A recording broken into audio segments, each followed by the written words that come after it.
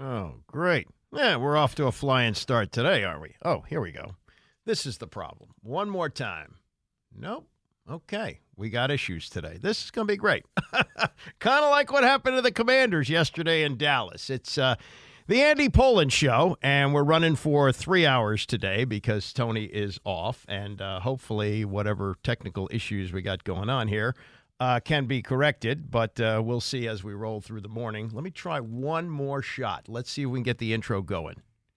Nope. We got no intro today. Great. Okay. All right. That actually is not going to be as much of a problem as you might imagine. Let's get to this. And I want to delay getting to the debacle yesterday in Dallas as long as possible. 10 years ago, you would ask the question, what would be more amazing? Tom Brady playing quarterback at a high level at the age of 45, or Dolly Parton wearing a Dallas Cowboys cheerleader's outfit at the age of 77 and still wowing the country. Huh? How great was that? Dolly Parton at halftime, she sang Jolene, 9 to 5. She did We Are the Champions, We Will Rock You. She was just terrific. I've never met her. I don't know really anybody that knows her, but just what I've been able to observe about her, she's terrific. She really is. She is a remarkable person. She contributed, I believe, $1 million to a clinic in Nashville that helped to develop the vaccine for COVID. And I don't know if it was the number one lab that did it, but they were involved in it. And she certainly made a huge contribution on that level, as she has made a huge contribution to entertainment for over 50 years. You know, Dolly Parton was a big name in show business in the 1970s, and here we are in 2023. She's 77 years old. She's wearing a Dallas Cowboys cheerleading outfit, and she's pulling it off. So mazel tov to Dolly for what was a happy moment for Commanders fans yesterday. Even though she was wearing a Cowboys outfit, at least there was some relief from the misery of the football game, which was just, well, I mean, how many times have we talked about games that are just complete embarrassments? And this was another one of them. And the question now really isn't about this season. There are 5 games to go. And I made this comment on Twitter yesterday that with a 17-game schedule that is going to go to 18 games, what does it mean going forward in terms of what happens to your season when it dies on Thanksgiving? Because you got to drag this carcass of a season around for another 6 weeks. This season isn't going to end until January 6th or January 7th. And here we are on the 24th of November. We got a long haul here. We got a dead December. We have a game in January, which, if it means anything to the Cowboys, well, expect what you saw yesterday in Dallas. If it doesn't, well, they'll be resting all their regulars, and Washington will try to win the game and maybe send Ron Rivera, if he's still here, out on a high note. But this is over, and it's been over really for weeks. But if there was any doubt about whether or not Ron Rivera was going to come back next season, that door completely closed yesterday. Now, I was interested to see this on Twitter yesterday. Louis Riddick, who is an analyst with ESPN, but more importantly, a former front office executive and a former front office executive with Washington back when they were the Redskins. And he put this out as the game was in its late stages. And I found this to be interesting. He said, that's the end. No way they don't make a change. No way. Now, I assume he means now, but we're now at, 9:04 on Friday morning, and I'm vigorously checking Twitter here every few minutes just to see if any of the beat people have any information about this, and there doesn't seem to be anything brewing right now. So my guess is that Ron Rivera is back on the job after the holiday, and he'll have to somehow drag this carcass across the finish line. Now, what's left here, I don't know if there's a winnable game, maybe against the Jets, but we'll see. It's on the road. That's Week 16, Christmas Eve. Maybe they find a way to win at Los Angeles on the 17th against the Rams, but realistically, the Rams are not completely dead. They're 4-6 on the season, and they've got Matt Stafford back. So, they could find a way to get into the wild card mix. They may have something to play for. I mean, 0-5 the rest of the way is certainly in play, and then you're looking at 4-13. They've lost 13 games before. They did it under Norv Turner in his first year. They did it under Mike Shanahan in his last year.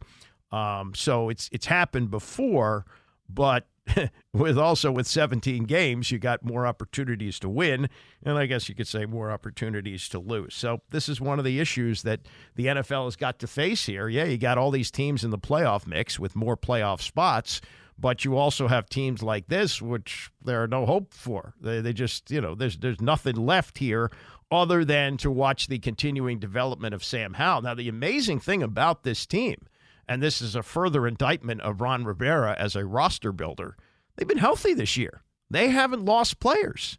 They've played 12 games, and they pretty much have all their starters still playing.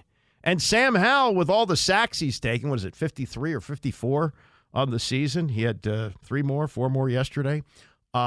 He hasn't been hurt. He's hung in there.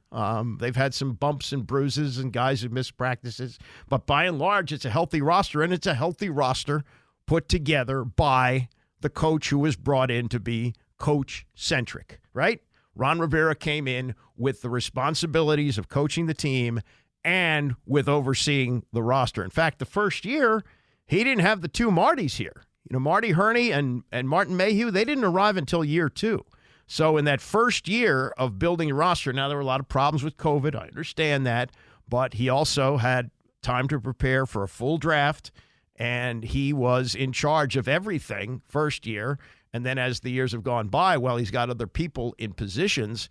He's had the final say on picks, and he had the final say on Chase Young, who was the second pick of the draft, who they traded away for a third rounder, and he may help the 49ers get to the Super Bowl, as we saw last night.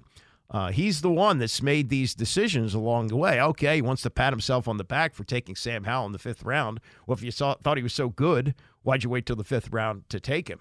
So, as you look at this, it's a disaster. On the other hand, even though he walked into what was the worst organization in sports with maybe the worst ever owner in Dan Snyder, I don't think even he could have realized how much worse it was going to get. Took the job in January of 2020, January 2nd, when Snyder wished everybody a happy Thanksgiving. 6 months later, Washington Post starts reporting about the toxic culture in the organization, which eventually led to the ouster of Snyder. So he had to deal with all that, the continuing questions, the continuing investigations, all the things that were swirling around the team. He had to deal with it, and I think he did a pretty good job. And to his credit, really didn't complain much. Well, before the Giants game, now this is 2 losses ago, and 2 losses ago, they were realistically still talking playoffs. You figured they were going to beat the lowly Giants with Tommy DeVito at quarterback, right? I mean, that was going to happen at home, and then, anything can happen on Thanksgiving Day in Dallas. Well, now in hindsight, from those 2 losses, which were 2 of the uglier losses of the season, though there have been plenty of them, starting with the Buffalo blowout in Week 3, 37-3, and the embarrassing loss to the Bears, where they got 40 points hung on them in Week 5, 40-20. The 2 Giants losses, the one there and the one here, and the 2 Eagles games in there, which they were competitive, but they still lost, still found a way to lose. He has not, really complained, and he has shouldered a lot of the blame for it. But before the game against the Giants, before the game 2 weeks or a week ago Sunday, when they played the Giants here, or last Sunday, I guess it was last Sunday because they played 2 games since. So in the last 4 or 5 days, they played 2 games. So this was going back to last Friday, week ago today. This was Rivera, for the first time, I thought, in the nearly 4 years he's been here, that he started to fetch a little bit. I'm confident and comfortable in who I am and what I do. I've been through enough. The last 3.5 years has not been easy. Anybody thinks it's been easy, to hell with them. And I'll be honest with you, because that's how I feel about those last 3 years. It's been a lot. We've done a lot. We've had our moments. But, the thing that feels good is, at the end of the day, the questions that need to be asked, is the culture better? And have we found the quarterback? That's all I can control. I control what I can, and that's the way I'm going to look at it. Our guys will show up. Our guys will play hard. We'll play to the very bitter end, just like we did last year, and we'll see what happens. A couple of questions about those questions. One, is the culture better? Yeah, I'd say the culture's better, but it's not good enough to overcome or to lead to better play on the field. They're losing games worse than when he first got here. I mean, those two losses that they've just suffered at the hands of Tommy DeVito at home, losing an embarrassing game to the Giants, 31-19, not close. And then yesterday, the debacle in Dallas, where the exclamation point was put on the game with a record. 2nd and 10. There it is! This is history! If Bland can take it the distance, this will be the record! Bland for the 5th time has a pick six! It's never happened in the history of the NFL! Yeah, great call by Jim Nance. Deron Bland with the final touchdown for Dallas in the 45-10 win. He breaks a tie that he had with Eric Allen, 1993, Jim Kearney, who I've never heard of, 1972, and Ken Houston, who did it for the Oilers in 1971. He was traded here before the 1973 season and had one of the most famous plays in team history when he stopped Walt Garrison at the 1. But before that, he was a ball hawk. He intercepted 4 passes and took them back for touchdowns for the Oilers. So now Deron Bland stands alone, and they have 6 games left to go. So he may even pad that record a little bit more. He has more defensive touchdowns than any team this year. The Colts are second with 3. His 5 touchdowns are equal to notable offensive players like Travis Kelce, Saquon Barkley, and Josh Jacobs. He has 5 touchdowns. That's what they have offensively, each of them. And it set off a celebration, as you saw, if you're still watching at that point, where Mike McCarthy had to call a timeout. So that's where they are, and whether they have a quarterback and whether the culture is better, I think those 2 points are both arguable. Rivera, after the game, I'm sorry the audio isn't better than it is, but this is what was provided from the team website after the game. This is Rivera answering the questions that everybody wants to know. Are you worried about what could happen after this game, just in terms of job security or anything like that? I've told you before, I'm not worried about anything. All I'm going to do is do my job and see how things go. That's the only thing I can do. The defense has kind of been doing this a lot this year, the big plays and all that. How surprised are you and disappointed that it hasn't seemed to have gotten any better with that? Well, I know this, that at one point today, there were some good things that they were doing. And again, as I said, they just got away from us a little bit later in the third quarter. And, the biggest thing is we just got to continue to evaluate and work to get it corrected. And in that evaluation, I guess the obvious questions are, any staff changes with that? Is that part of the evaluation with that? I'm not going to get into any of that stuff. Is there a time period where you do have to get into that stuff? I'm not going to get into that stuff, okay? So I'm not answering anything regarding his future. I don't really think there's anything he can say at this point that would further the situation, I guess, or advance the story. What's he going to say? Yeah, the guy can come in and fire me if he wants, but do you know all the crap I've had to deal with after taking this job? I don't think he's going to go in that direction. Similar question as the news conference went on. If there are no changes, can players expect the results to change? I'm not going to answer that question. And you may have missed this because I'm not sure they showed this on television. These are the reporters who were at the game, and they could witness this from the press box. Apparently, there was some stuff going on the sidelines during the game. Now, it was noted that Eric Bieniemy threw his pad down after just an incredible botch that they had on a 3rd and 1. First of all, it's early in the third quarter. It's a 20-10 game. It's still a winnable game at that point. And they're faced with 3rd and 1, and they let the clock run down, so they burn a timeout early in the third quarter trailing. So in case it's a close game, you're now down to 2 timeouts. Then on 3rd and 1, they throw a pass to Terry McLaurin. Now, you could argue whether pass interference should have been called there. Probably should have. It was not. So that sets up 4th and 1. They run out of the shotgun, which I always hate on 3rd and 1, or now 4th and 1, because they had the pass to McLaurin was incomplete.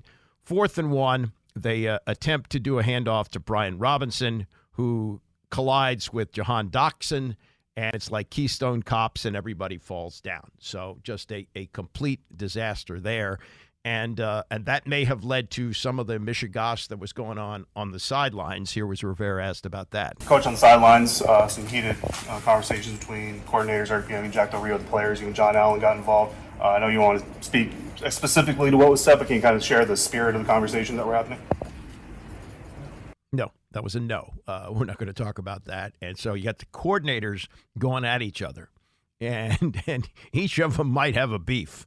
I would say more so with Bieniemy and Del Rio, whose defense is pathetic right now. The way that they were covering people, they threw a touchdown pass late in the game to a guy by the name of Turpin. I can look up his first name, but it was his 4th touchdown of the year. But he's not really one of their top. He's not C.D. Lamb. And I said, the way the Commanders were covering, Mel Dinnerbell Turpin could have caught a touchdown pass in that situation. Defense is, especially in pass defense right now, is a complete freaking disaster. Sam Howell, who Ron Rivera at every chance he gets holds him up and says, yeah, things are bad, but look at Sam Howell. Look at how he's developing. Well, is he really developing? Was the last 2 games a step forward for Sam Howell? This is Howell, and he's unflappable on the field. He doesn't seem to get upset at any of this stuff, and you can't move him off his spot when you talk to him in the dressing room after the game. This is his outlook after yesterday's loss. I just truly hate losing, so it sucks. But at the same time, we have a job to do, and I think we have a lot of people in that locker room that have a lot of pride, and everyone's worked so hard to get to where we are today in our lives, and we're going to continue to come in and work hard every single day, put one foot in front of the other, and try to win some games. Some of the 4th down decisions, it was kind of cautious early and then aggressive late. Do you get any input in that? Is there any time where you were like, we should go here or we shouldn't do this? For the most part, I'm pretty much in agreement with what they're kind of thinking. But at the end of the day, I trust whatever decisions they want to make. I think at times, our defense was playing well, especially in the first half. So, we weren't as aggressive just because they were getting us some stops, getting us the ball back. But, at the end of the day, I'm behind all the decisions they made. I apologize if you've been asked just about, there's always speculation about job security for coaches and all that. How do you keep that from impacting anything that you might do or anything in the locker room? Yeah, it really doesn't impact anything in the locker room. We just focus on what we can control and try to take it one day at a time and try to get better. And we're really just focused on trying to win football games. So obviously, when things aren't going well, people are going to talk about jobs for everybody, not only coaches, players too. But we just got to zone it all out, and we know what we're capable of. And we just got to take it one day at a time and try to stay focused on winning games. Now, there are a handful of players on this roster that have been through this before, notably Jonathan Allen and Terry McLaurin, who was a rookie when Jay Gruden got fired 5 games into the 2019 season. So he has an understanding of what's going to go on here, perhaps. There's no guarantee that Rivera is going to get fired before the end of the season. And as a matter of fact, Ian Rappaport reported before the game that Josh Harris was going to make his evaluations after the season. Now, sometimes a game like this will change that. Sometimes it's so embarrassing, as it was yesterday, 45-10. You got to do something. So this is Terry McLaurin, who is the most stand-up guy on this team. And this is what he says about how they are dealing with the swirl, as he's dealt with before, with these staff changes looming. That's not my decision, honestly. We just going to roll with the punches, whatever comes our way, and just try to come back next week. But, players don't make those decisions. Our job is to go out there and practice hard and perform better than we did. So we didn't hold up our end of the bargain on that. And, that's pretty much it. I know, obviously, you guys are focused on what you have to do, but when things start to snowball, both the season, that second half, how hard is it to stay within what you guys are trying to accomplish? I think it's challenging when a game like that, gets away from you. In the last few weeks, we've struggled, but at the same time, next week's a new week, and you got to treat it that way. So, I don't really hang my head about it. It sucks to lose at any point, especially like that in the division. So, we got to find a way to come back better next week against a really good team. You know what I mean? There's really no mercy in the league. You know what I mean? And I don't think any of us are looking for a handout or, you know, a sob story. It's just you gotta, you know, put your pants on tomorrow. You know what I mean? And see how you can come back better. Yeah, he's a very good leader. Sadly for his career, hasn't had any success really. The one playoff game. That's it, and all losing teams. And this team will not be a winning team, even if they win out. They will still have an 8-8 record, which is, well, I guess they could be 9-8. I guess that's still in play if somehow they win their last 5 games, but that doesn't seem very likely at this point. Coming up, why it doesn't make sense for Eric Bieniemy to be handed this job, the interim situation. Candace Buckner lays this out quite well in her column today. And also, the Jets this afternoon, there is a Black Friday game. Jets are playing at Miami, and the Jets are about to have their 52nd different starting quarterback since Joe Namath retired, or not retired, but was traded at the end of the 1976 season. Now, we'll look at that, and I will give you my list of the quarterbacks who played since Mark Rippon played a full season in 1992. There have been 32 different quarterbacks who have started games for Washington since Mark Rippon finished the 92 season, and I will rank them as we continue. It's the Andy Pollin Show, ESPN 630. Okay, yep, we don't have this working now, so that's the way it's going to be. We will not have any of this ability to play these little liners that we come back with, and that's the way things have to be on a holiday Friday with no engineers around. Anyway, this is the Andy Pollin Show. Roll until noon today with Tony Kornheiser off. I want to get to the list of the Washington quarterbacks because we got this cool thing happening today. Cool for us, probably not cool for the Jets, but Tim Boyle will be the latest starting quarterback for the Jets this year, their third starter after Aaron Rodgers went down after 4 plays, after Zach Wilson stuck up the joint, and Boyle is going to get the start against the Miami Dolphins at 3 o'clock this afternoon on the road. Joe Namath finished his Jets career, took his last snap for the Jets December 11th, 1976, when he threw 4 first-half interceptions in a 27-3 loss to Cincinnati. And Mike Vaccaro ranks the 51 quarterbacks who have started games ever since Namath left the Jets and finished up one more miserable year playing for the Los Angeles Rams. And I get to my list, but you see a lot of this on social media after what happened yesterday or even during the game. Hey, that's it. Get Rivera and Del Rio out of here. Get them out, and you got to hand the thing over to Eric Bieniemy and see what he can do. Well, a couple things to realize here. One, if you lose both the head coach and the defensive coordinator, somebody's got to pick up those jobs. There are 5 games left to play. That's a big percentage of the season. If it was 1 game left, maybe you could muddle through it. But you got to get through 5 games in 6 weeks with the bye. You really can't decimate your staff like that. Also, if you're going to turn it over to Eric Bieniemy, you're turning it over to somebody who is an offensive coordinator for the first time, and you're going to throw head coach on his plate.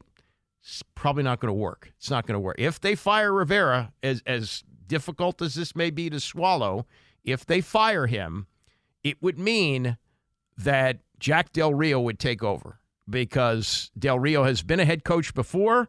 He has assumed those responsibilities when Rivera was fighting cancer. Now, I realize Bieniemy has the job title as assistant head coach, but I don't think it would be wise to give him the job and put that on him with everything else he's dealing with for the first time. Candace Buckner looked up these numbers. I'm glad she did, in terms of giving African Americans an opportunity to be interim coaches. She says last year, the post-blackout series, which analyzed more than 3 decades of NFL teams' discriminatory history in hiring, the research found that from 1990 to 2023, black men have made up just 12% of the opportunities to lead as full-time head coaches. White men have received 86%.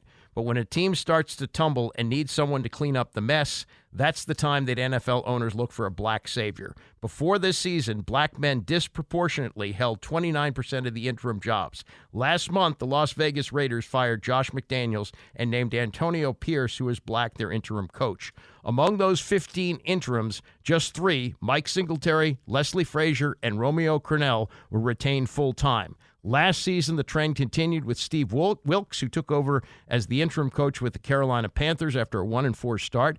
He actually did well. They went 6-6, but David Tepper turned the job over to Frank Reich, and the Panthers are 1-9. So the history is not good, and when African Americans are put in this position, as they are often in an interim situation, the deck is stacked against them, and they don't succeed. So I would not put Eric Bieniemy in that situation for those numbers and for the fact that he's an offensive coordinator for the first time. All right, Jets this afternoon with Tim Boyle as starting quarterback. Mike Vaccaro, New York Post, took a look at the 51 other men who have started games for the Jets since Joe Namath last played in 1976. He ranks Ken O'Brien number 1. O'Brien actually was the immediate successor to him, and he almost got the Jets to the Super Bowl. You might remember this when the Dolphins played the Redskins in 1983 in Los Angeles. They had lost a controversial game at Miami where the field was flooded, and A.J. Dewey had 2 pick sixes, and Miami made it to the Super Bowl. A lot of Jets fans were angry about that. He ranks Vinny Testaverde number 2. Vinny had some success with them, especially with Bill Parcells. Chad Pennington, number 3. He was 32-29 as a starter. He had a playoff win over Peyton Manning's Colts, 41-0, so he had his moments. How about this? Two guys in the top 10 who played for Washington, though not very well. He ranks Mark Sanchez, number 4. Yes, he's known for the butt fumble, but got the Jets to back-to-back AFC championship games. Richard Todd, number 5. Actually, Richard Todd, I got this screwed up. Ken O'Brien came after 83. What am I thinking? Richard Todd is number 5. He came after Namath. Ken O'Brien was part of that 83 quarterback class. I confused those two. Yeah, Ken O'Brien, the best they've had since Namath. He came in 83. Richard Todd was his immediate successor. He ranks him 5.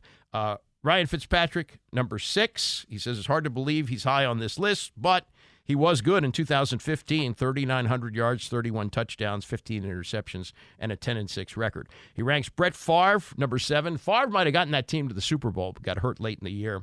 Pat Ryan ranks him number 8, backup for a lot of his career, but when he got his opportunities, played well. Boomer Esiason, number 9.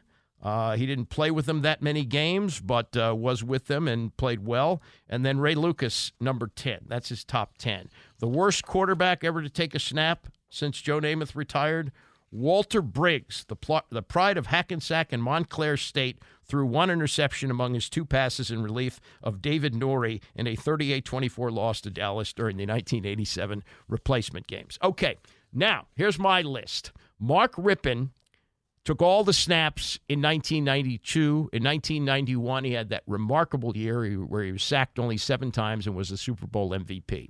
1993, he got hurt and missed some games. And 1993 was the one-and-done season of Richie Pettibone. So since that 92 season, going back 31 years, here is my ranking of the 32 quarterbacks who have started games for Washington. I would rank Kirk Cousins number 1. Started 57 games for them, went 26-30-1.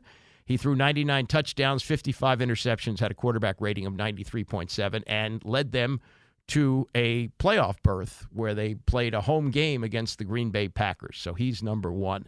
Number 2 on the list, even though he really only had 1 full season here, he was hurt in his second year and missed some games, so he only made 27 starts over those 2 years. But I would rank Brad Johnson number 2. He had a 17-10 record, 35 touchdowns, 28 interceptions, almost threw for 4,000 yards during that 1999 season, and had a quarterback rating of 84.0.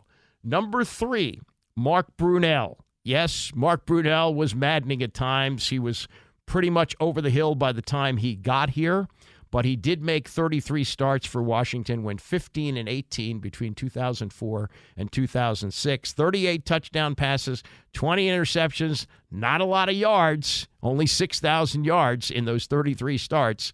But I would rank him number 3, and he led them to a playoff berth and a playoff win, which they won at Tampa. Didn't throw for many yards, but led them to wins. Number 4, and if you're asking where RG3 is, hold on a second. Number 4, I would rank Gus Frerotte. Gus Frerotte made 46 starts between 1994 and 98. He was a 7th-round draft pick. He went 19, 26, and 1, 48 touchdowns, 44 interceptions. His passer rating 72.7, not spectacular. And that one on his record, 19, 26, and 1, was the tie that they had with the Giants, 7-7, and that's when he headbutted the wall and couldn't finish the game. So, yeah, that may be a little high for him, but I thought he did a solid job here in the years that he played. Number 5, Jason Campbell. Yes, Jason Campbell isn't remembered as a great quarterback here, but he made 52 starts. He went 20-32, had to play his last 2 years for Jim Zorn, which I think is quite a handicap. He threw 55 touchdown passes, 38 interceptions, 82.3 ranking. I rank Robert Griffin III number 6. You say, oh, come on. RG3, number 6, he had the greatest rookie season ever. He threw 20 touchdown passes. He threw only 5 interceptions, ran for 850 yards, and won the division. You're going to rank Robert Griffin III number 6? Yes, I am. I am going to do that because Robert Griffin III did as much destruction to this organization as he did to uplift it for that 1 year. He had, yes, as we sit on Thanksgiving weekend, one of the great performances ever on Thanksgiving when he threw the 4 touchdown passes against the Cowboys and was the toast of the NFL. But his record in the 35 starts, 14-21, he threw 40 touchdown passes and 23 interceptions.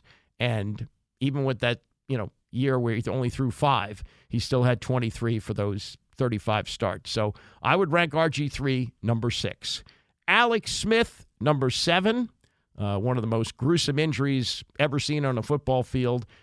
He started 16 games, only 16 games between 2018 and 2020, and he went 11-5 with 16 touchdowns, 13 interceptions. Number 8, Taylor Heineke.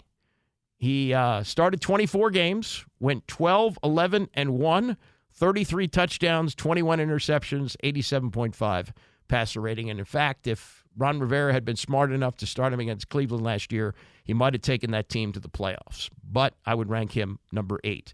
Number 9, Trent Green. He was only here as a starter for a year. Was on the practice squad as a backup, hung around for a while, but only started 14 games, but went 6-8 for a team that started the year 0-7. So he had a really good finish. He had 23 touchdowns, 11 interceptions. And if the organization weren't in such flux, being sold at the time to Dan Snyder, I think he might have been re-signed, and Brad Johnson never would have come here, and he might have had some really good success, which he later had with Kansas City. Patrick Ramsey, I would rank him number 10. He was here between 2002 and 2005, started 34 games, and went 10-14. No, that's 24 games, 10-14, and had 34 touchdowns, 29 interceptions. And then here's the rest of the roll. Donovan McNabb, number 11. He was benched with 3 games to go in that 2010 season and only went 5-8, but he could throw the ball. He just wasn't a fit for the Shanahan system, but I didn't think he was as bad as some might have made him out to be. It didn't work out here, and he later went to Minnesota and flamed out there, and his career was over. But he came here as a guy who they thought had 3 or 4 years left on his career and could be a good quarterback in the Mike Shanahan system. Never fit well. If he'd gone someplace else, it might have worked out better for him, but that was pretty much the end of his career.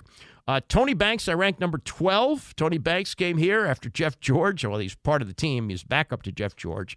Marty Schottenheimer wound up cutting Jeff George after 2 games in 2001. Tony Banks, with 1 audible, went 8-6 with 10 touchdowns and 10 interceptions. Colt McCoy was good when he played. He just couldn't play.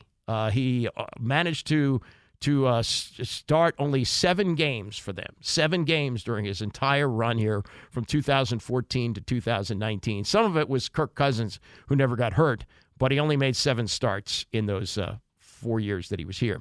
Rex Grossman, I would rank 14. Yes, he was an interception machine, but maybe not as bad as you think. 23 touchdowns, 24 interceptions, went 6-10 in his 16 starts. I would put Sam Howell at number 15. I think he's right smack in the middle. He can certainly rise all the way to number 1 on that list, but it's too early to put him up there. So he has only made 13 starts in his career. Todd Collins made only 3 starts, but he was 3-0 with 5 touchdowns and no interceptions and a quarterback rating of 100 and got that 2007 team into the playoffs. So I'd rank him 16, even though it's a small resume. Jeff Hostetler started 3 games in 1997. He was so-so. John Freese was the Rapid quarterback in 1994 when Norv Turner had Heath Schuler and Gus Frerotte. And Freese started the first 4 games for them. They won 1 game, as a matter of fact. They won at New Orleans, but that was pretty much the end of him here. Case Keenum made 8 starts for this team. I rank him 19. Rich Gannon made 4 starts in 93. He's 20 on the list. Shane Matthews, part of the ex-Gators who came here with Steve Spurrier, made 7 starts. He's number 22. Danny Werfel made 4 starts in 2002. Dwayne Haskins, tinged with tragedy. He started 13 games for Washington between 2019 and 20. He's 23 on the list. Kyle Allen, a backup, did make 4 starts, put him 24. Carson Wentz, and this is partly the contract, but I'm going to put him way down to 25. Carson Wentz made only 7 starts here last year, 2-5, 11 touchdowns, 9 interceptions. Kerry Conklin, who made 2 starts in 1993, actually was pretty good. Not too bad. He almost beat the Eagles, but was never heard from again. Josh Johnson, the well-traveled Josh Johnson, made 3 starts in 2018, actually won a game for them when they just went through quarterback after quarterback. John Beck, who was horrendous, 0-3 in his 3 starts, 2 touchdowns, 4 interceptions, was sacked 16 times. You could put him at the very bottom if you want, but given that he was not as ballyhooed as the next one on the list, I'm going to put him just a notch higher. John Beck at 28. Heath Schuler, one of the biggest busts in NFL history, number 3 pick of the draft, made only 13 starts here between 1994 and 1996. He was 4-9 with 13 touchdowns, 19 interceptions, and a quarterback rating of 58.3, but he did beat the Cowboys in Dallas. Garrett Gilbert, who was called in when COVID hit in 2021, actually started a game when Taylor Heineke was not available. I put him at 30. Mark Sanchez, who was brutally bad in his 1 start, didn't even make it through the whole game. I put him at number 31. And then Ryan Fitzpatrick, who took only 16 snaps, I put him at 32. So there's my list. There's my list of the 32 quarterbacks who have started since Mark Rippon finished up the 1992 season, a year after he was the Super Bowl MVP.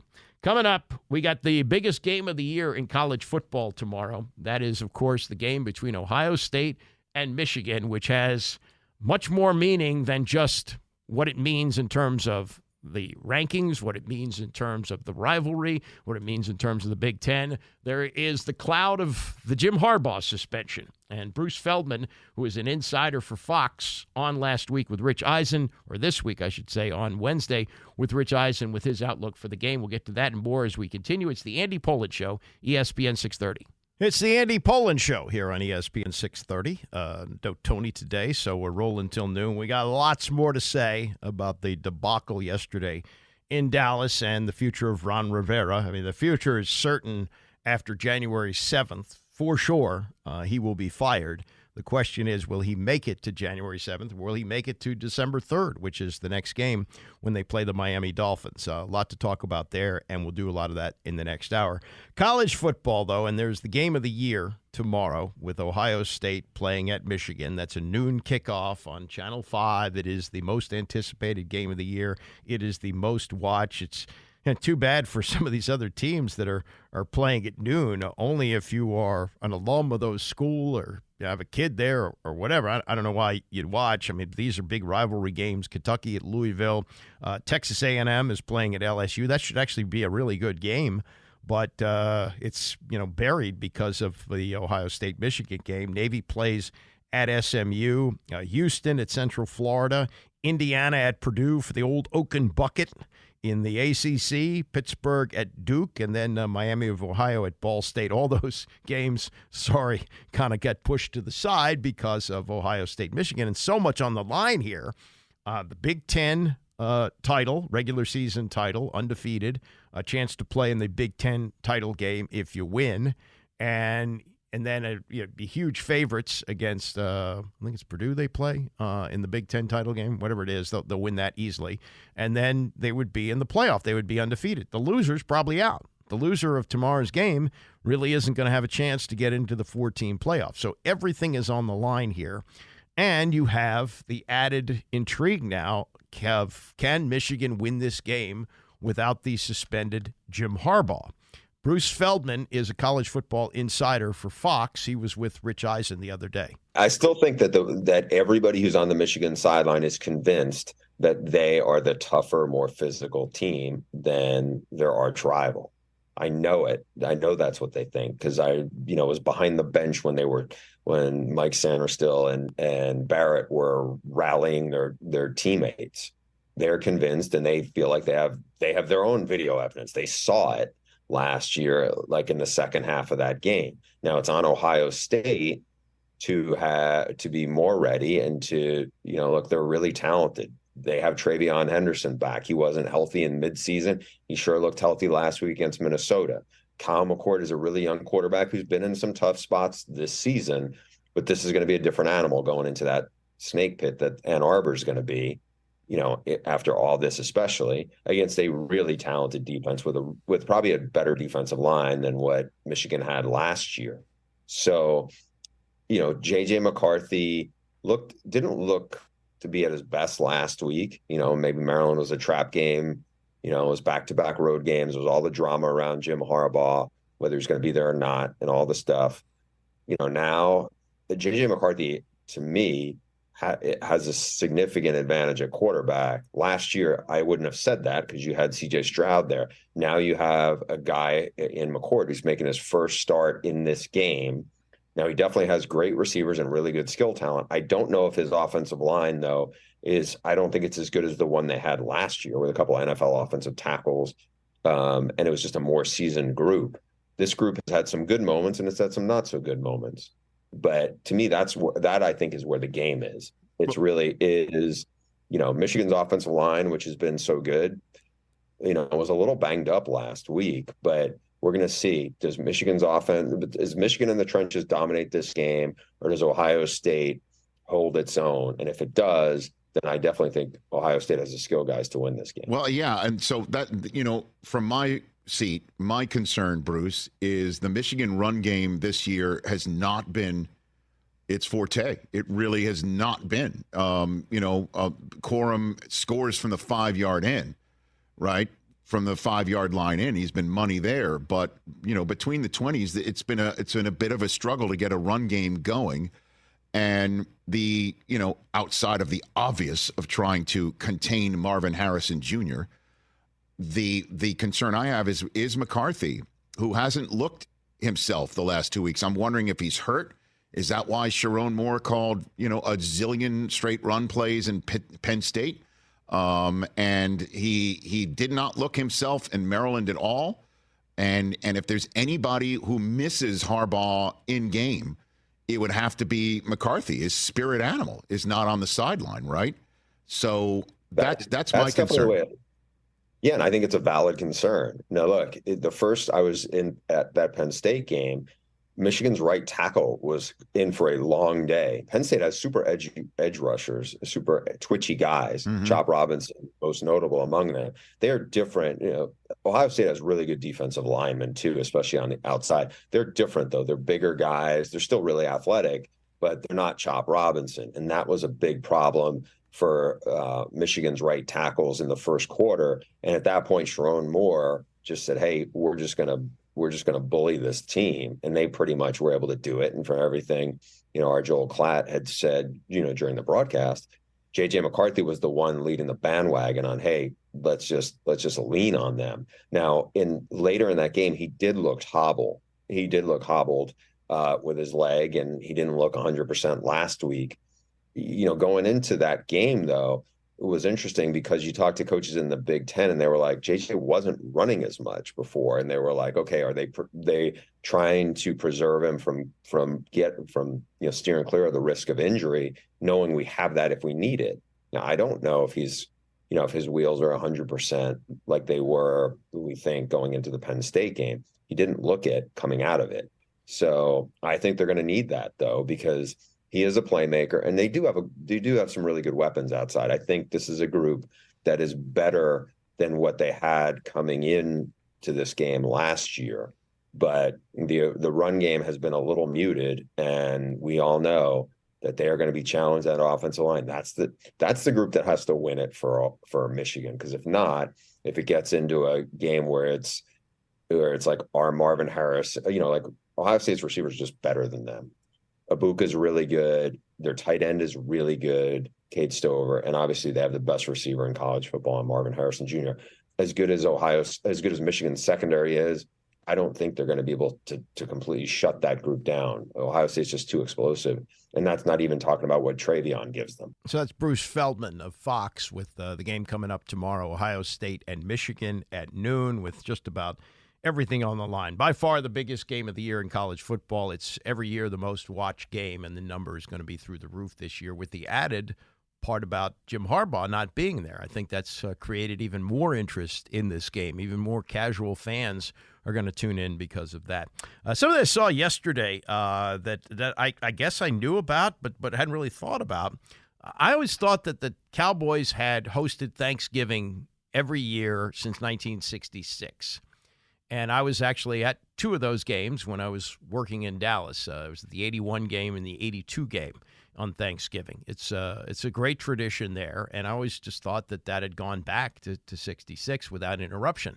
Well, Fred Frommer writes about historical things in the Post, said actually the league was interested in pumping up the St. Louis Cardinals. That was 2 moves ago, but they had, or I guess 1 move ago. They're now the Phoenix, Arizona Cardinals. But when they were in St. Louis, they were interested in really giving them a boost, so they gave them the 1975 game, and then in 76 they played at Dallas, but the Cardinals got it again at home in 1977, and they were blown out by the Dolphins in 77, 55-14, and that was pretty much it. Dallas got it back after that, but I hadn't thought about it in these terms. Remember that as bad as it was yesterday for Commanders fans, for Washington football fans, it was far worse in 1974 when Clint Longley came off the bench and lit them up and won the game with a walk-off touchdown to Drew Pearson. That was far worse. That was disgusting. That made everybody sick. That's almost 50 years ago. Next year will be the 50th anniversary.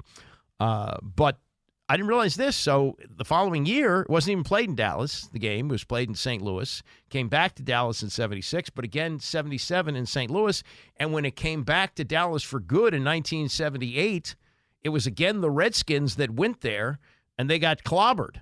So it was kind of bookend disgusting games for Washington in between this dalliance with St. Louis in the mid-1970s. And Frommer lays out the whole thing. And he even makes the case, maybe going a little bit too far, but because St. Louis was clobbered in this game against Miami and the league said they'd had enough of them, that may have hastened their move for them to eventually wind up moving to Phoenix for the 1988 season. Who knows? But it's an interesting historical story.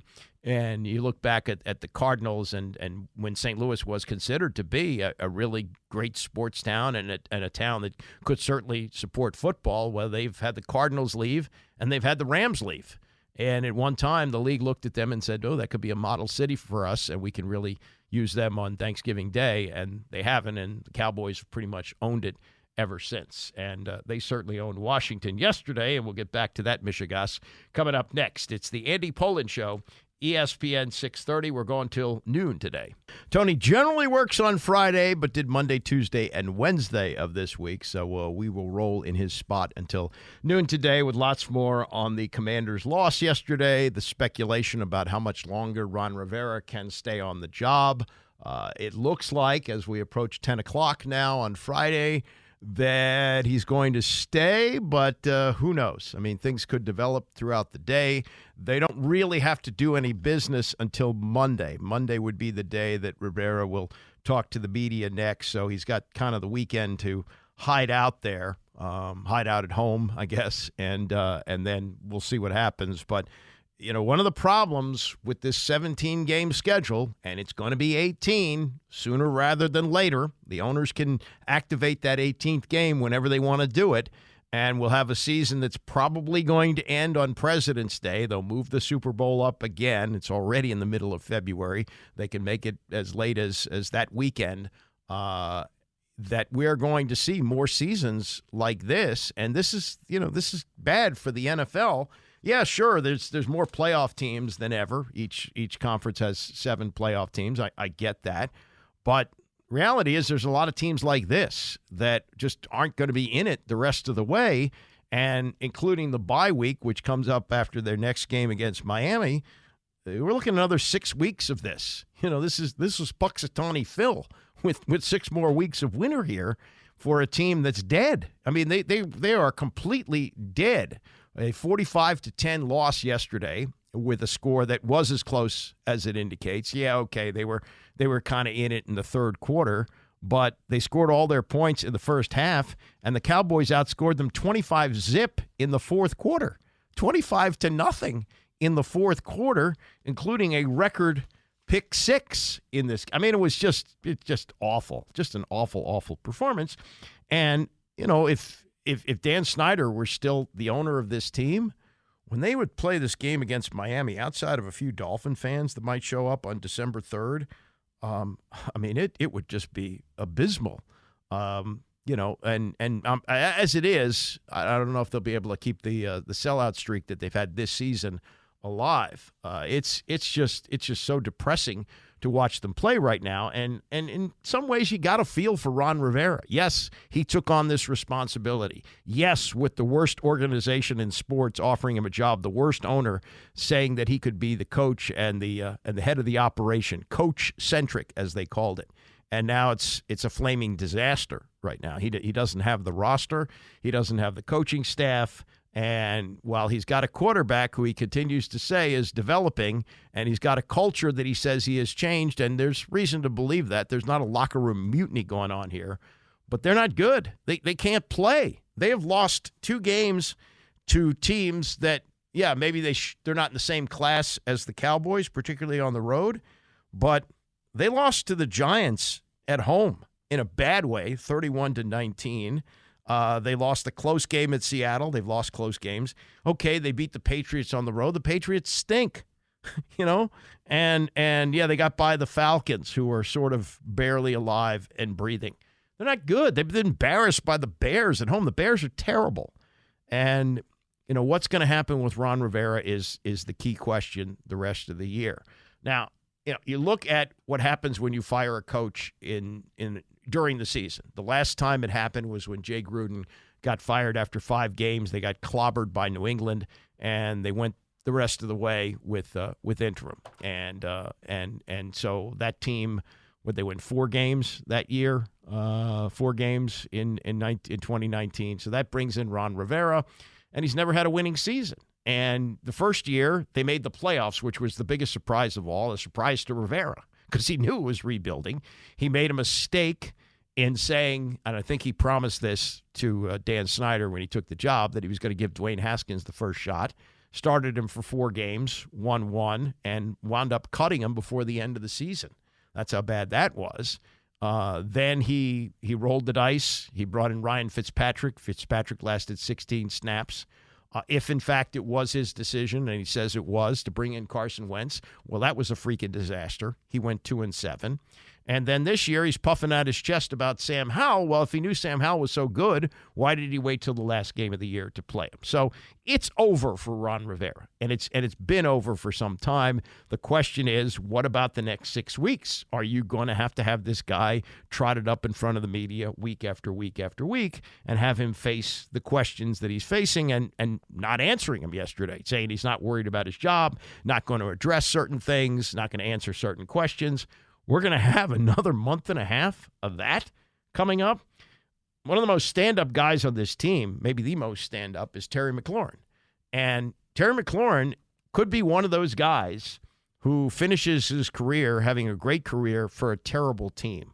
I think the ultimate for that might be Joe Thomas, who played for the Cleveland Browns, and they had one terrible season after another. Played 11 years, never missed a snap until he finally got hurt, tore his biceps in his 11th year, and retired and went in the Hall of Fame on the first ballot. His teams were terrible, but he was recognized as a great player. I don't think Terry McLaurin is a Hall of Fame player, but he's a terrific player and seems to be a terrific person and a terrific leader. And he's faced week after week after week to answer questions about performances like this. And, what the hell can he say? I don't know how you wrap your head around this one, honestly. We just came in here and they made some good adjustments at halftime, and we didn't capitalize when we got a few stops offensively, and they just kept the momentum going, and the game got away from us. When the same thing happens week after week, you put the work in, you're hoping for positive results, and you don't get them. What do you, as one of the leaders, say to your teammates to kind of keep the morale up? I don't know how much you really can say other than just come back to work and try to be better next week. I mean, that's a cliche, but there's not really much you can say at this point. But when you are fortunate enough to play at this level, you still got to have a respect for the game and pride about yourself. So in my mind, there's no chance for you to look like, oh, I'm not going to go as hard, I'm not going to come and prepare and practice, because you get to play this game for a living. And so I think we just got to continue to take this little break that we got and rest our bodies and try to come back next week against Miami. Yeah, I mean, poor guy. He's been here for 5 years, and aside from year one, when they kind of backed into the playoffs at 7-9, he's had to talk about it just about every year at this time, about how you got to play for pride. Now, he's playing for money. He got paid. He got his contract extension, and all credit to him for that. He deserved it. He earned it. But playing for a team that he hoped would be a winner and thinking maybe they had turned the corner with new ownership this year, it's the same old story, and it's the same old story going to Dallas on Thanksgiving Day. We just got beat by a lot of points on Thanksgiving. The game was within reach, and we just didn't make the necessary plays to kind of put the ball in the end zone and do our part. So that's never a good feeling. It's been tough last few times we've been here. So that's kind of my thought process right now. Yeah, and let me be a little bit critical of Sam Howell, who has been patted on the back week after week by Norv Turner. He has played pretty well in between the 52 sacks, okay, and he's leading league in interceptions. He's now thrown 13, including the pick 6, which he threw yesterday, which set the record by Deron Bland, 63 yards for a touchdown with 4.5 minutes left in the game, putting the capper on the 45-10 loss. But I'm going to be critical of him in this regard, and maybe it's not his fault. Maybe he's taken the bullet for this. But this use of the shotgun on 3rd and 1, Nick Sirianni, coach of the Eagles, likes to say, every series we start out 1st and 9 because we know if we get to 3rd and 1, we're going to do the tush push and we're going to get the first down. Well, not only does Washington not get the tush pushes, as they were unsuccessful yesterday on 3rd downs, what were they, 7 of 15? That's not that bad, but on 4th down they were 0 for 3 on that. And when you're in a short yardage situation like that, seems to me, I mean, I'm not the world's expert on football, but it would seem to me that if you give the defense the idea that you're going to maybe do a quarterback sneak, that might leave open the possibility of hitting a pass, of a pitch or something, or a bootleg, or all kinds of opportunities with that. Seems like you take a number of things away when you line up in the shotgun on 3rd and 1 or 4th and 1. Now, the coaches elected to do this, and there was one series there that was just so ridiculous. It was incredible. And this is the account from Nikki Jabala in the Post. This is a 10-point game here. They're down 20-10. Commanders made it to the Dallas 39-yard line, where Hal took a deep shot to Terry McLaurin on 3rd and 1. Cornerback Stephon Gilmore deftly punched it away, setting up a 4th down that went awry. Now, that punch out. It looked to me like there could have been pass interference, but they didn't call it. Here's what they did on fourth down. Washington had to go for it, but the execution was disastrous. Running back Brian Robinson Jr. took the handoff, then collided with Jahan Dotson, who motioned across the line after the snap in the backfield. On the left side, defensive tackle Osaha, I don't know how to pronounce his name, turned Commanders tackle Charles Leno into a turnstile, spinning him around to drop Robinson for a loss of 2 yards. And McLaurin later said he thought that was kind of the turning point in the game. He said before then the defense got 2 stops and we were moving the ball well. So they had a Keystone Cops play on fourth down, and again they're running it out of the shotgun. Again, it drives me crazy, not just for Washington, any team. Any team on short yardage, 3rd and 1, lining up with the shotgun, to me makes no sense. Here's Howell defending it. Everyone can say, oh, be in shotgun, be under center. But at the end of the day, I mean, it's really the running back has to go the same distance. They're lined up the same distance, whether under center and shotgun. And, we have a lot of run game stuff and pass game stuff that we like out of the shotgun. And when you're in the shotgun, that it keeps them more off balance as far as what you're going to do, because as you guys have seen, we will throw the ball on those short yard situations. So I think shotgun gives you some opportunities where they don't know what's coming. But no, I'm in support of all the calls we made. We just got to do a better job executing. Yeah, he's not going to rock the boat. But come on, no. It seems to me you can throw from under center. Hell, Joe Gibbs, almost his entire first run, never ran the shotgun, and he won 3 Super Bowls. Come on, stop with that. And he's a big guy. I mean, not tall, but husky enough to make plays, and he can sneak. He can run bootleg. I mean, it just ridiculous to me to see him run shotgun. He's, oh no, we keep the defense guessing. I don't think you do. I really don't.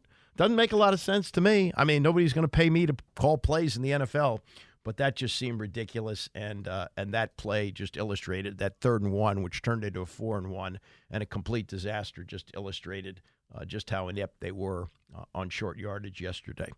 We'll get back to more on the Commanders coming up. We got Ravens preview coming up at 10:30. I did want to play this. This was Cam Newton, who was on the Dan Patrick Show on Wednesday. And Cam Newton's got a new podcast called 4th and 1. Who doesn't have a podcast?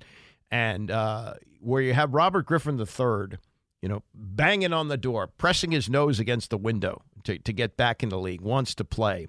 Griffin has said that the reason teams don't want to sign him is he creates too much attention when he comes in. Not him anymore. Nobody cares enough.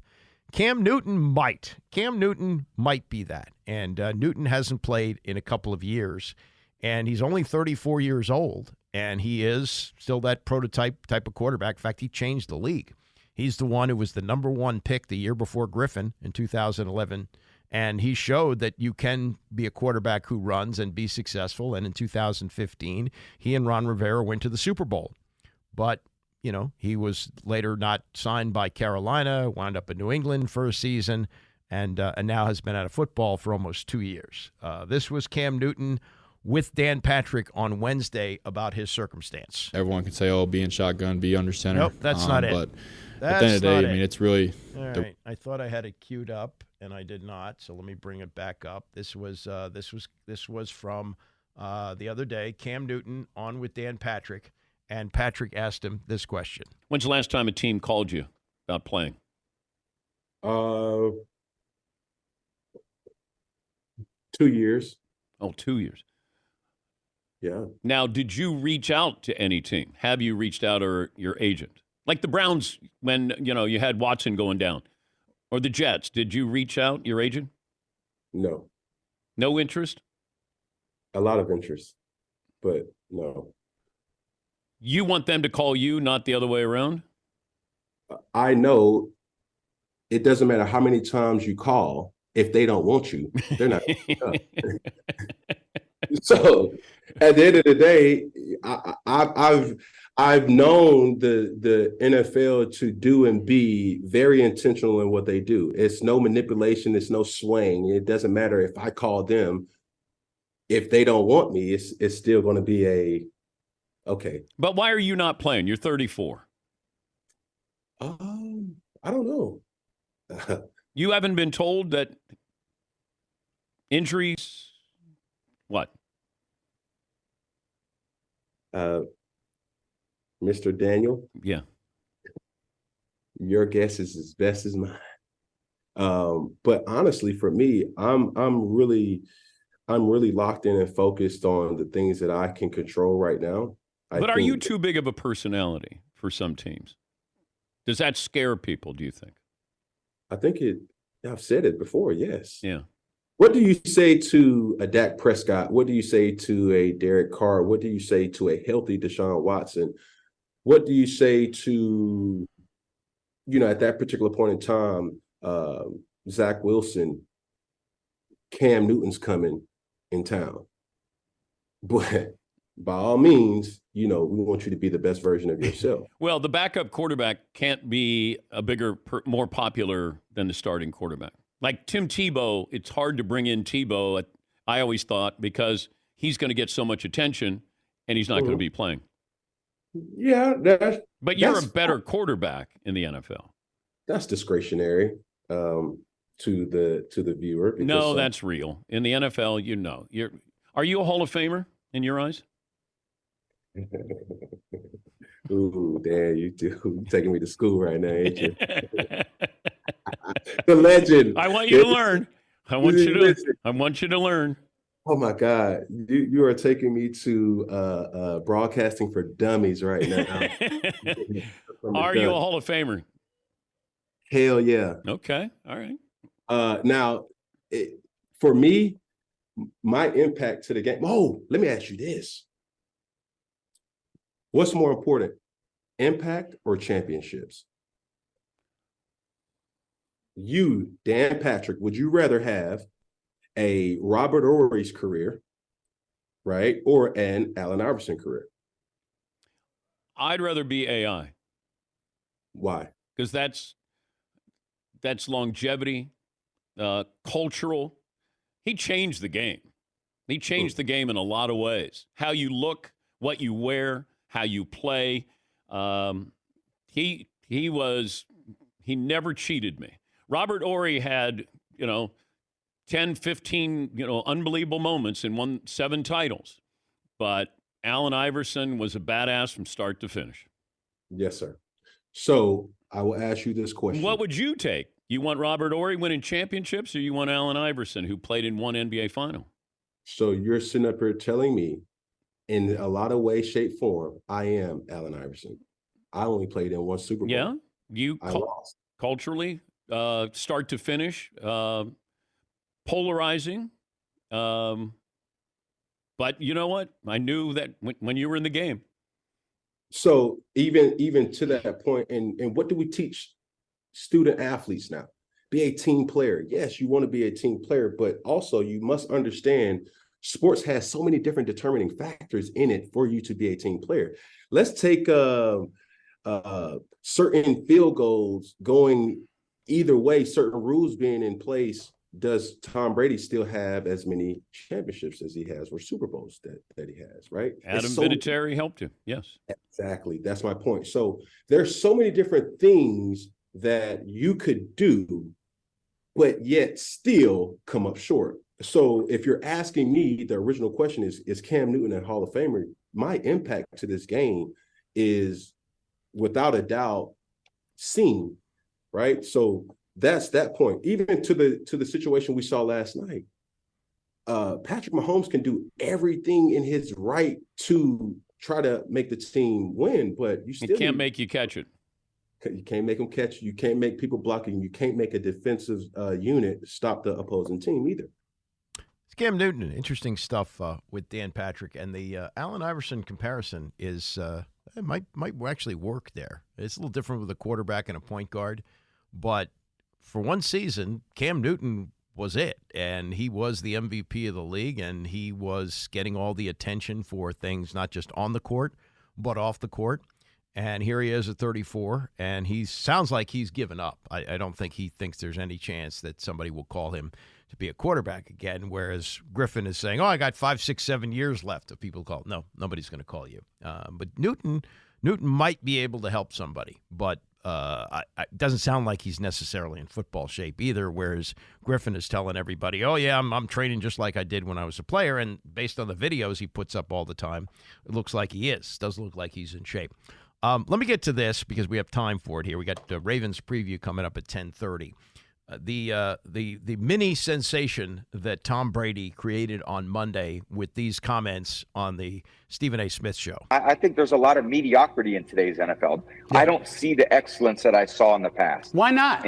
Why not? I think the coaching isn't as good as it was. I don't think the development of young players is as good as it was. The rules have allowed a lot of bad habits to get into the actual performance of the game. So I just think the product, in my opinion, is less than what it's been. I think I look at a lot of players like Ray Lewis and Rodney Harrison and Ronnie Lott and guys that impacted the game in a certain way, and every hit they would have made would have been a penalty. You hear coaches complaining about their own player being tackled and not necessarily, why don't they talk to their player about how to protect himself? We used to work on the fundamentals of those things all the time. Now they're trying to be regulated all the time. Offensive players need to protect themselves. It's not up to the defensive player to protect the offensive player. A defensive player needs to protect himself. I didn't throw the ball to certain areas because I was afraid players were going to get knocked out. That's the reality. Wow. I didn't throw it to the middle when I played Ray Lewis because you knock him out of the game, and I couldn't afford to lose a good player. Okay, so there are now people saying, oh, yeah, Tom Brady's right about that. He might be, but I wonder how he's going to be an analyst for Fox and do this. Yeah, you want your guy to be honest, but you're not paying him $37.5 million with the approval of the NFL to have him rip your product and tell you your product stinks, because that's bad on two levels. It's bad for the league, and it's bad for Fox. Fox is trying to keep people interested in watching the games, and Tom Brady is telling you this stinks. Maurice Jones-Drew, he's with the NFL Network, played a number of years in the NFL, played mostly for the Jacksonville Jaguars. He was on with Dan Patrick, and this was his take on what Brady had said. I think he's sitting that to offensive coaches. I completely agree. So many times it's always about who has the coolest design and who can motion and shift and do all this stuff to confuse people. But the NFL is about getting the tough yard, right? There's certain situations in the thing, and we used to talk about it in Jacksonville is, can you get a yard if you need to get 1 yard, right? Can you just line up and go forward? What is the team that we've always seen the last couple of years line up and get a yard?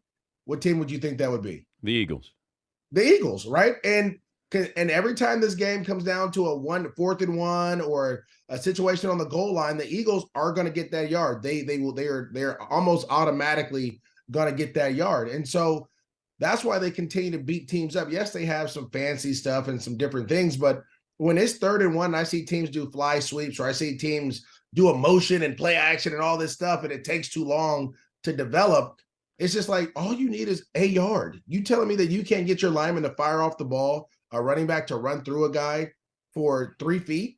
You can't get 3 feet. And so I think the league has gotten, I think with the rules, I think with kind of this young geniuses or these young OCs who are trying to become head coaches, they've lost the essence of just having a tough team to be able to get 1 yard if you need to. And when that comes back, I think Tom is right. When that comes back, you'll start to see the other guys develop the young players. But right now, it's less about developing and more about your schematics. And I'm a big believer in this about the players and not the scheme. I mean, the old adage is it's about the Jimmy and Joes, not the X's and O's. Right now in the NFL, it's about the X's and O's. And you're seeing a lot of players really not be developed the way they should be. Do you think the brotherly shove is going to stay in the game? Yeah, why wouldn't it? I mean, it's a quarterback sneak. Everybody runs it. Everybody has the chance to execute it. It's just that Philly has a quarterback that squats 700 pounds, and they have a lineman that can literally push you off the ball. And it's on you to stop it. I always say, just don't let them get to this, 4th and 2 or 3rd and 1, so you don't have to worry about it. It's Maurice Jones-Drew with Dan Patrick on getting that extra yard. And that's before we saw the Commanders go 0 for 3 on 4th down yesterday. Some incredible botches on short yardage play where they're running out of the shotgun.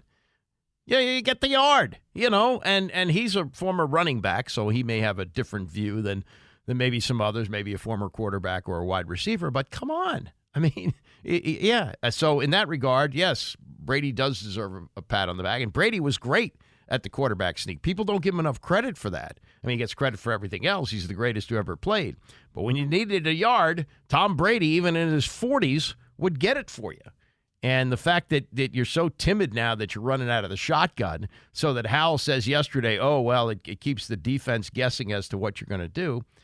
No, not really. No, it doesn't. If you run with a snap under center, you got the possibility of still throwing out of that. You can fool him with that on the shotgun, but and then his argument, the running back still has to run as far. Yes, the running back still has to run as far, but the quarterback, if he keeps the ball, does not. He just has to go forward.